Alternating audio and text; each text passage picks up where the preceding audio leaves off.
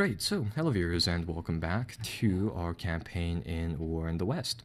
So last time we conducted some air missions, did quite a blow to the enemy air force, and we also looks like got some recon on the front lines of the enemies here. So this is very good. We managed to strike at a lot of their units, and well, in the process of the air missions, what we can see is that now we got a reconnaissance sweep going through, and we managed to grab a lot more intel about what enemy units are here. And in addition, we managed to cause some interdiction damage, if you will. So what does interdiction do? Interdiction ranges from a level of 0 to 99. It only gives us the 10th value here, if you will, on the map, but if we zoom in, we can take a look at the exact value. So why is interdiction valuable? Well, in the ground combat portion, oddly enough, interdiction causes disruption on enemy units, and what disruption does is that it makes it so that enemy units can't participate in battles as well as they in theory should be able to. And you hear you hear stuff about this inside some of the memoirs or some of the documentaries about the war where the Axis had some problems moving their troops around, just given that the air combat was just constant and really tired out their troops. So the interdiction effects here it's not cumulative in the sense that you had to conduct them each turn for them to continue to have this result, but as they conduct interdiction, gradually the Axis troops will become fatigued, and as they do that, it'll start to erode their efficiency here, and that is exactly actually exactly what we want. So how the game simulates this interdiction is that actually air interdiction adds a flat value, where it adds a value to enemy troops depending on the interdiction level, and going from that, if you have ground support planes flying as well, it actually adds disruption to the enemy troops during combat. So it's quite nice. So starting off here, do we have any idea of what these what these units are composed of? No, we don't. All right. Well, since we have some interdiction here, what I'll try to do at the start of each battle is I'll try to figure out where are the locations where we have a high amount of interdiction, and I'll try to send our units over there to try to kill them off, because it's our guys will do a lot more damage like that. Either way, for now, we'll try to push back a few of the Italian brigades here, and we'll try to destroy some of their coastal divisions here and there. And the main idea here is that we want to try to secure ground, we want to try to pick off those airfields so that we can capture them, we can get our guys rolling through them shortly. So there we go. Let me see whether or not we can, perhaps. Oh, I don't know why we can't attack that guy, so that is fair enough. We'll get our infantry to move through here, and we'll just try to capture territory as best as we can here.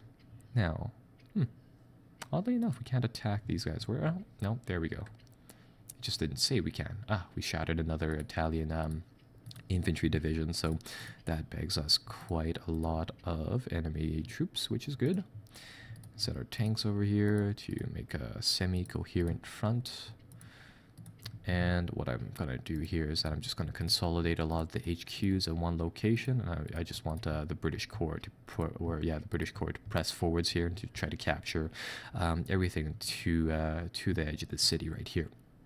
Right. So now that they've done that, switching over to the Americans, I noticed that there was quite a lot of interdiction over this unit here. This happens to be a German armor formation. So hopefully, if we get the entirety of this stack to move forwards here and to launch not a hasty attack, but a deliberate attack at these guys with the interdiction and with ground support, hopefully this will do quite some damage. Now, we're going to take a lot of losses. We actually took 57 vehicle losses, and they took 26. That's going to be very heavy, but one of the things is that we can recover from those losses, whereas they're going to have difficulties recovering from them. Why is that? That's a mixture of two things. First and foremost, if we take a look at the supply portion of the game, so for example, if I click on this unit, open it up, what we can see is the units' components.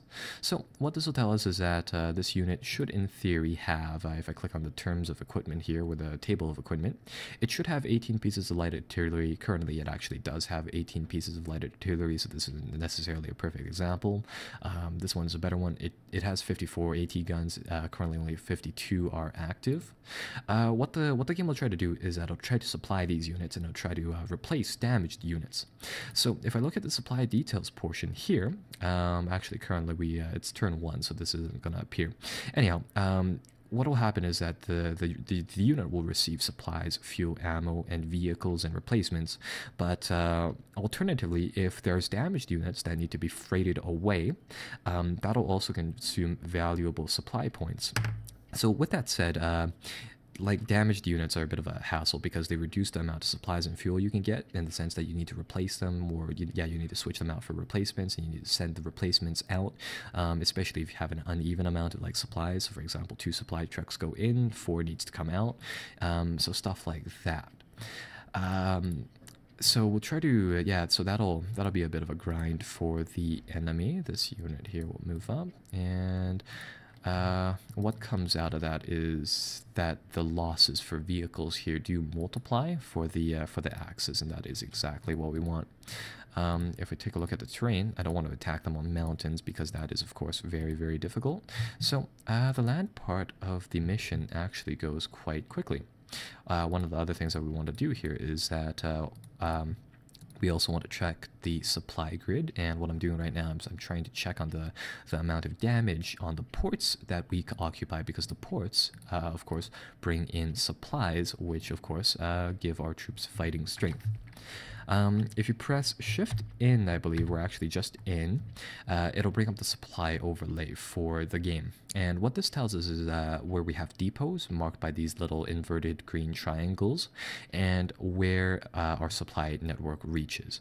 So your supply network is 2 parts. One part is the abstract part up here, which is simply titled MP, Motor Pool, where trucks go from supply depots to where actually any sources of supply, really, and try to bring supplies to your troops. The other part is that ports and other places, and places in general, will have stockpiles of supply. They'll receive supply and they try to send the supplies to your troops. So how this works is that the green parts here are parts of the railroad that we have that are intact, and that trains can run on.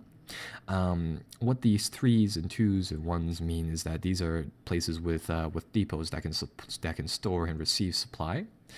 Typically, ports will have a depot of 3, which means that they'll receive supply and they'll send off supply. The blue bar over here indicates how much supply is actually inside this thing, and the black bar is how much total supply they can supply, or they can store.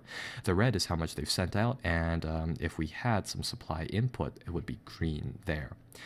So that's that, and the rail lines over here, they're green for a reason. Later on, if there's a lot of congestion, it'll gradually turn to red, saying that, hey, trains are getting through, but there are traffic jams and, in general, railway jams and stuff like that. So I think that'll be the end of turn 1. So this will go back to the German side. They'll try to do their thing. They'll try to resupply their guys, and we will move on to mission or phase, back to the air phase for turn number 2.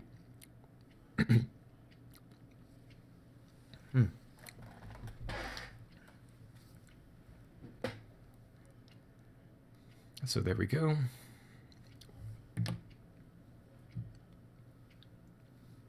Yeah, and I need I need a glass of water soon. So their air missions will run, and it looks like they took 103 air losses just off of running their missions. So quite a lot. And now they're going to pull back. There's a reason for that. But I think we'll cover that inside the, the next episode. Right, so we'll let it save, take a look at the losses, and, looks like they lost another set of 30 or so, were actually now 40 BF-109s were, and a whole bunch of 190 FW-190s, so they lost a lot of fighters once again. Anyhow, well, actually, we'll take a look at the ground losses before they go. They probably haven't suffered too many losses. Yeah, 37 squads. Anyhow, we'll continue next time when we begin turn number 2 inside episode, well, 4, I guess, or 3, I guess. Hopefully that'll be a dual air and ground turn. Anyhow, see you guys then.